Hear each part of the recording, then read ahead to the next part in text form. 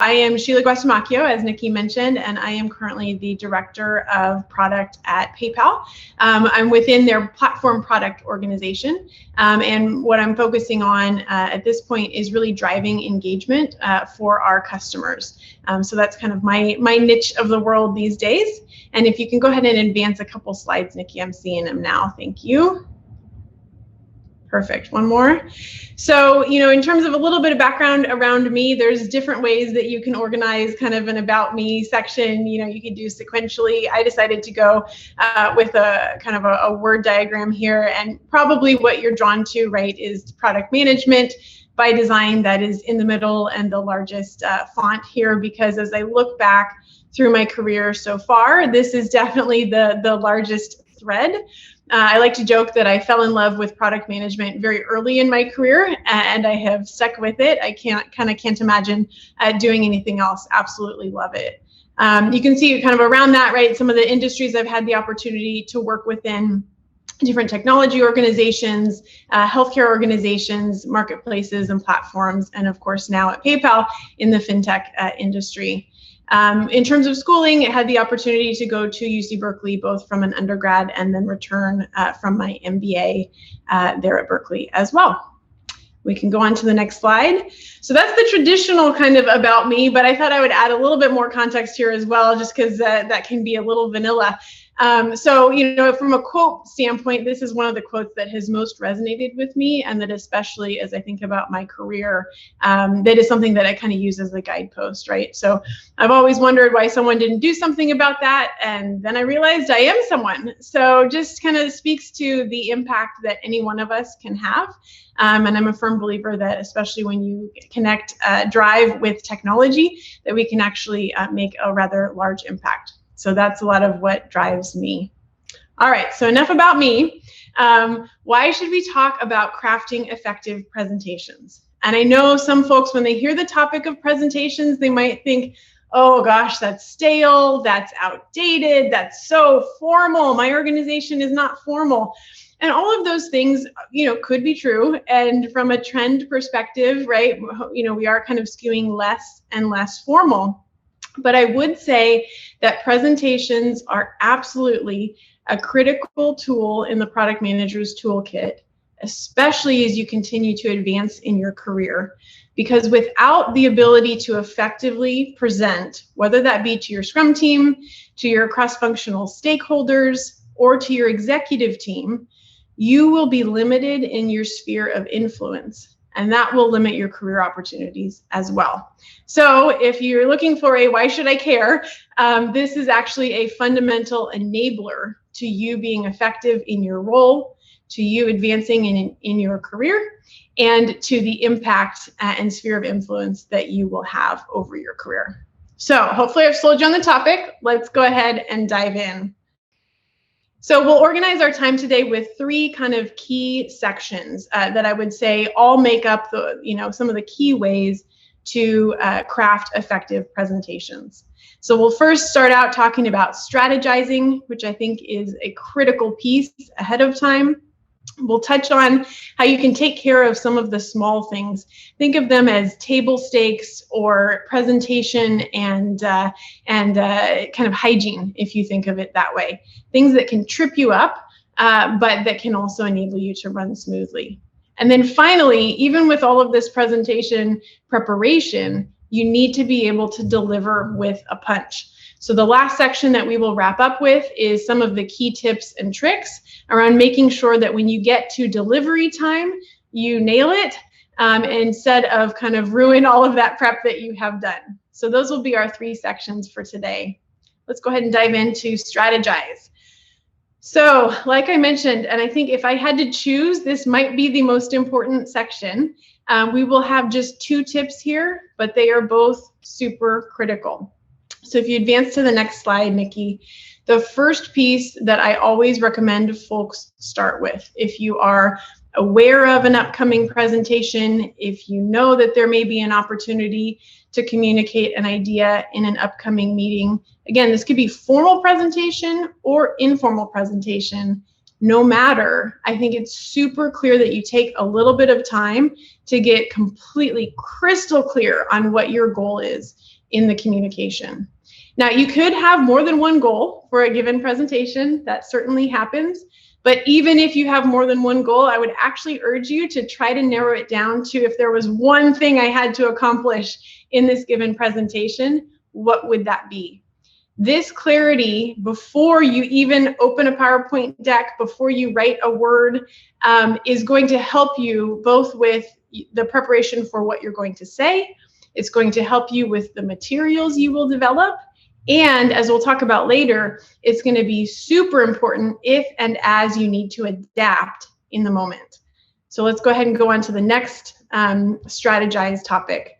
So once you're super crystal clear on what your goal is and your objective, the next thing that I urge you to do, again, don't go start building your deck. You need to stop for a minute and take on the lens of the person that you're presenting to, or the audience that you're presenting to, if more than one person.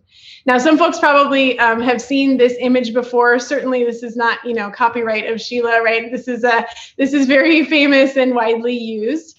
But I like this example to illustrate that we all perceive the world slightly differently, right? So if anyone is not familiar with this image, by the way, just to spend a minute on context, this image here can be interpreted in two ways. Some portion of us will see this image as an older woman with kind of a large nose and a shawl. The other portion of us will see this image as a younger woman kind of turning away, and you can see the profile of her chin. Which image you see matters not at all, or at least not to my presentation, but the intention is to show that we can see the same exact information or hear the same exact information and walk away with a completely different understanding. So when you are trying to make a presentation with that objective to a given audience, your mindset actually matters far less than their mindset. So you need to think about what lens they're going to be listening to. If this is, for example, something to your Scrum team, what are their motivations? What do they care about? What might be some of the hurdles that they're going to walk into the room with? If this is to your executive team, what context do they have? What context don't they have, right? This might be that this product is your whole world, and this is 1/20th of their portfolio. So how are you going to intro that topic based on their lens versus your lens? So super, super critical, and I think probably one of the most important things for connecting with your audience and getting them to listen to the objective that you have set out. All right, so we have strategized. This is the first, we have the foundation.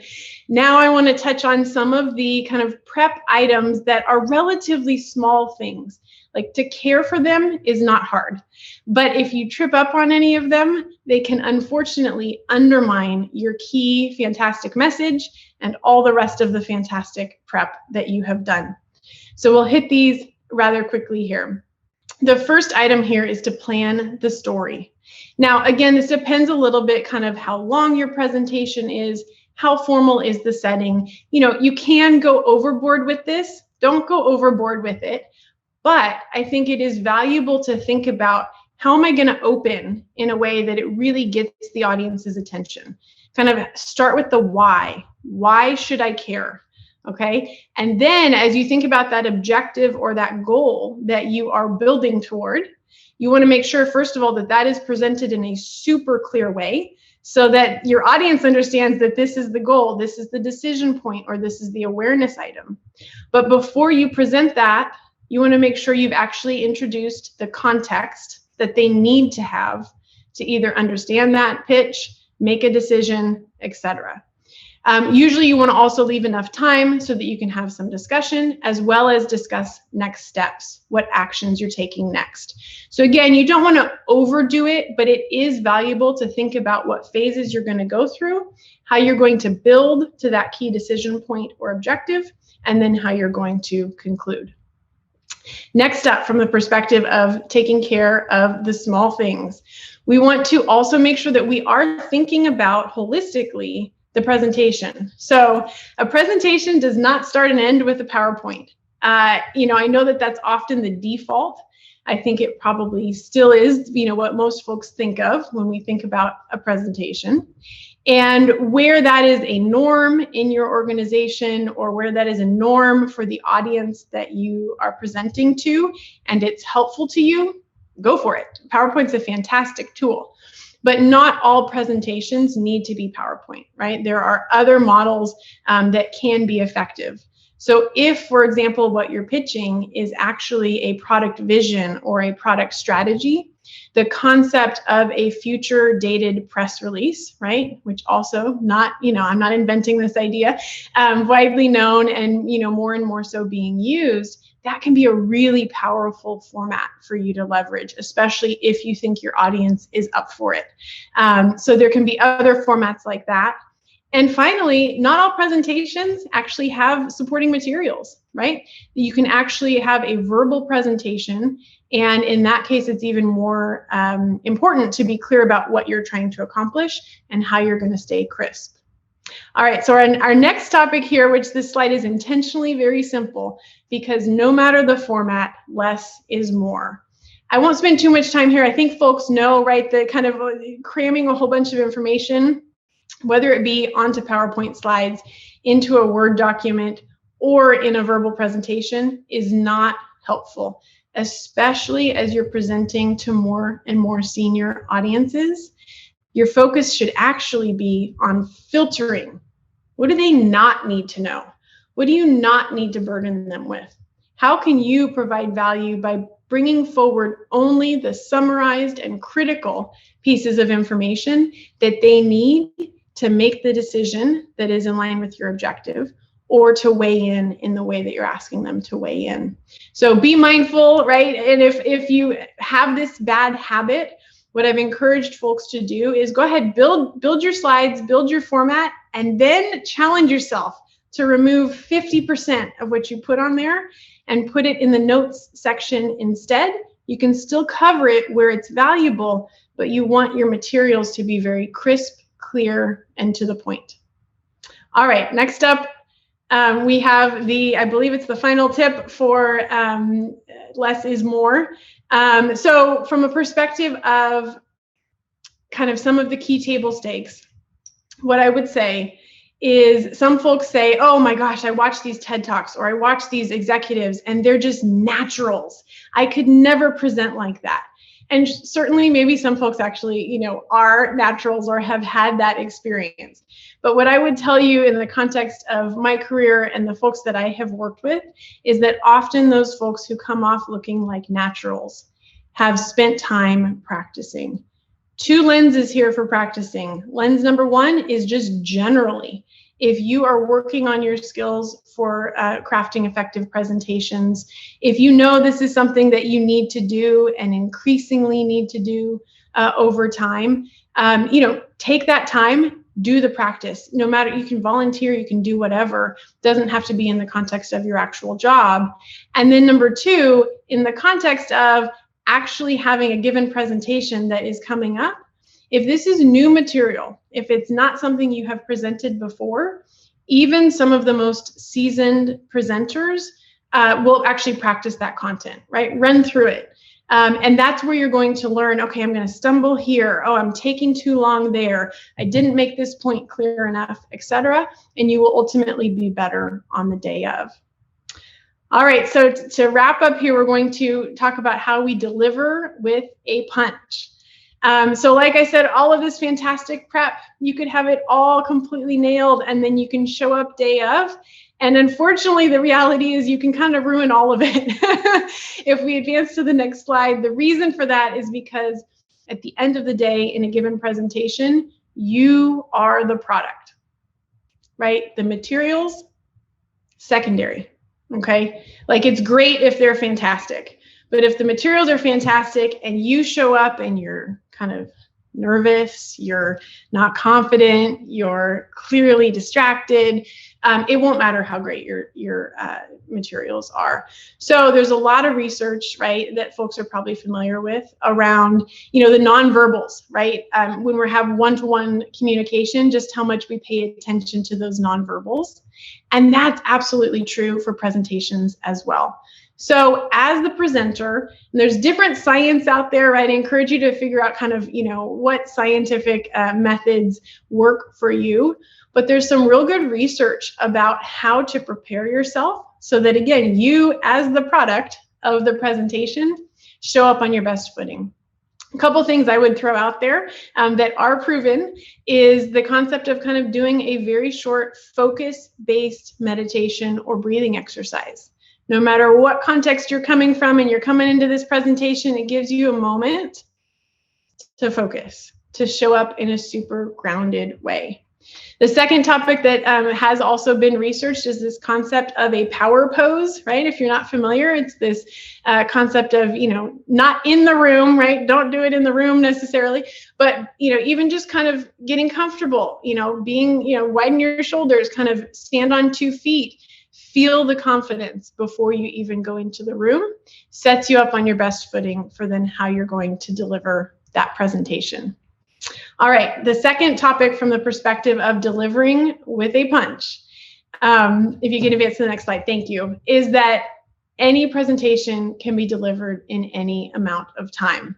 I've seen this actually get folks so many times, and it's so painful to watch, right?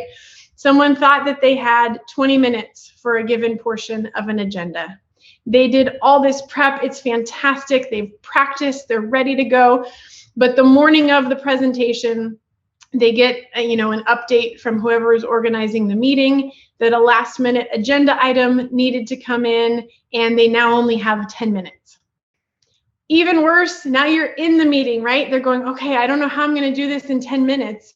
And then the agenda runs late, right? They weren't first up on the agenda and they're watching the clock and they're going, oh my gosh, I have 5 minutes. Now, in this situation, which I think all of us probably have been or will be in, there are a couple things that you should definitely not do, right? The first thing to definitely not do is to act frustrated or angry about this situation. All it does is get you started on the wrong foot with the audience, right? It doesn't help anyone. The second thing that you should definitely not do in this situation is to try to stick to the 20 minutes of content that you had prepared and talk really fast so that you get through it. Absolutely not the right approach. The reality is you have to just, let it go. Let it go. You had 20 minutes, doesn't matter. You have 5. And you have the audience that you need for 5 whole minutes to deliver that key objective. And this is where, when I called out in the very beginning, nailing down even the one objective, even if you think it's 3 or 5, what's the one that you can't walk away without meeting? Because if you end up in this situation, it will help you to, in the moment, prioritize exactly which slides you're going to actually stop on and which ones you're going to roll through, which sections you're going to still call out from a decision point where you will pause and open up to your decision makers, etc. And especially when you have only 5 minutes, for example, it can be even more powerful to choose a couple of places where you emphasize a key point and you stop on it, because it gets the room to really draw in and they won't miss it, right? Where they might skip over it and not realize that key point if you're trying to go too fast. All right, so finally, our very last topic for delivering with a punch, and this ties a little bit to what we just talked about, right? But I love this quote from Helen Keller: "A bend in the road is not the end of the road, unless, of course, you fail to make the turn." So whether it be the time that you have allocated for your presentation, or maybe even more often, what can happen is folks actually ask you a question earlier than you were ready for, right? Either a peer or even the executive team that is your decision maker, or a key engineer on your Scrum team. They come in on slide 2 and say, yeah, but this, or, but I'm confused about that. Now, if that's something you're truly covering in where you were just going, it's fair to say, absolutely, I'm going to address that in just a minute. But otherwise, if this is a key decision maker, and that's where their mindset is at, you have to be fully present in the moment. You have to kind of put to the side all your prep, and you have to respond to that person, right? Especially if it's your executive team and they're asking you a given question. So even though you have it all nailed and practiced and everything, it'll still be there in your mind. Just trust yourself that you will still have it. Be really responsive to your audience, because otherwise you will lose them, right? If you come off too canned, if you're not really focusing and listening to their question and then responding, they won't be there along with you for that point when you get to your key objective or what you need from them. All right, so to summarize, we've talked about some of the key ways, next slide please, some of the key ways to strategize, some of the key ways to take care of the small things or essentially not trip up on any of the table stakes. And then finally, when it comes to the day of, how to ensure that you deliver with a punch and that as the product, you actually bring more light to your topic and your presentation. So with that, we wanted to save the last few minutes here for any questions that anyone may have. So very happy to answer any questions. So thank you so much, Sheila, by the way. That was a great presentation. So yes, feel free to turn on your mics and go ahead and ask a question. Okay, I think I will start with this last point. If your key stakeholder asks you to go over a point, you go there and you come back to the rest of the presentation, or you go over from there?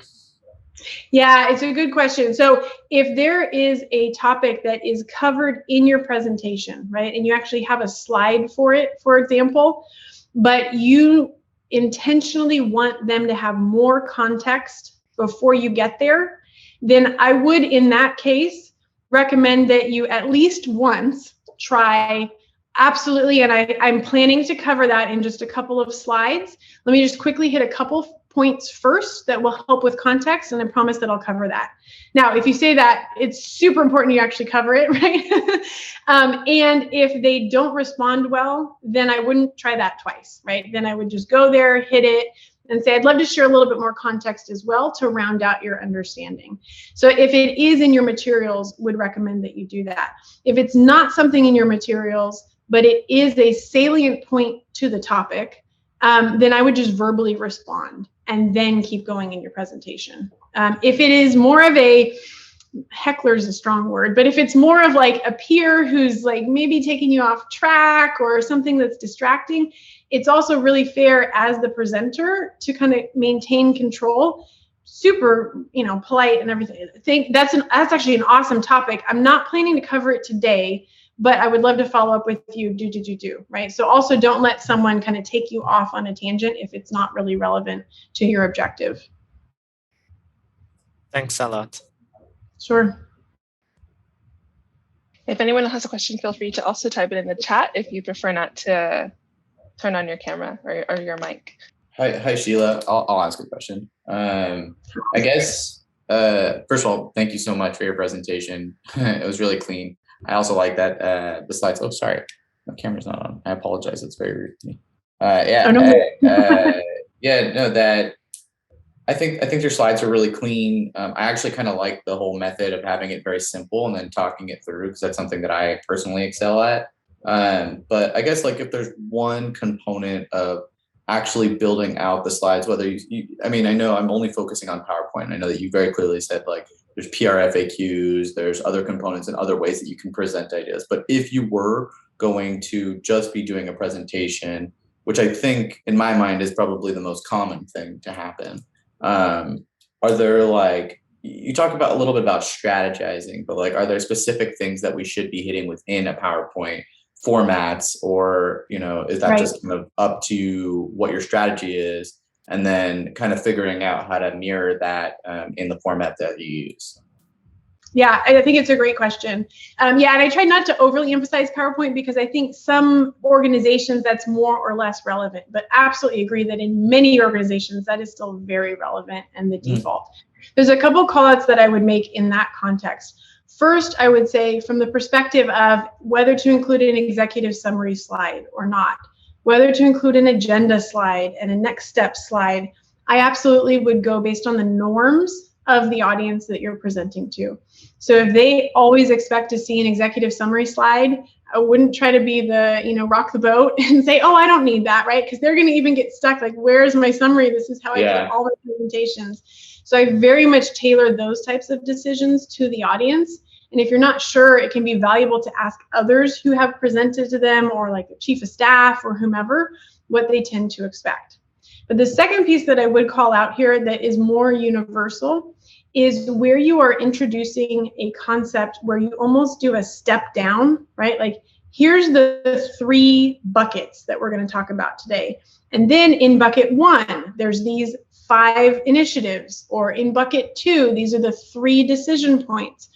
I do recommend that there's structure there, because especially when you're presenting to more senior audiences, they're trying to get grounded in kind of the details that you're working through. And if the slide deck doesn't clearly go from A to, A1, now we're going to A2, right? They can get very lost, right? Now, I wouldn't necessarily like tag them in that way, but if there's a graphic or if there's a chart that you're introducing from a summary view, I would then clearly, okay, I'm zooming in here to get to this detail, and now I'm moving on to the second section. This obviously depends on what exactly your topic is, right? So it's not that it's formulaic, but just from a perspective of making sure that your audience isn't going to get lost, right? And when you're trying to cover multiple things, it can be very helpful to have that overview, step down, clarity for kind of where you are, so that they don't get lost in where you're taking them. Yeah, that makes a lot of sense. That kind of correlates also to just like the agenda as well, being like, hey, we're going to talk about these 3 buckets, and then like breaking it down. I like that, because like oftentimes I think people can lose focus on the conversation, and like if they lose track in one specific section, then they get grounded in that next section and be like, okay, now we're on to bucket 2. So you don't lose them for the entire presentation. Thank you. And by calling out those sections, you can also, if appropriate, make it super clear, like, here's my ask, or here's what I need from you, right? And have needs, 1, 2, 3. I think especially in today's world, right, where they're going from one meeting to the next meeting to the other meeting, just being really crisp helps a lot. Yeah, cool. Thank you so much. Awesome. Yeah, thank you for the question. Yeah, of course. I have a question. Just out of curiosity, do you have any anecdotes of a time where a presentation didn't go quite as how you wanted it to go, or like any kind of fails, like maybe like early on in your career, and what did you learn from those times? Yeah, I mean, that's a great question. So I'd say a lot of these tips probably have come from one way or another, either me personally experiencing this or being in the audience and watching folks experience some of these, especially that, middle section around taking care of the small things. So I think one of the things that I have learned over time is when it is a big presentation, the value of actually practicing out loud.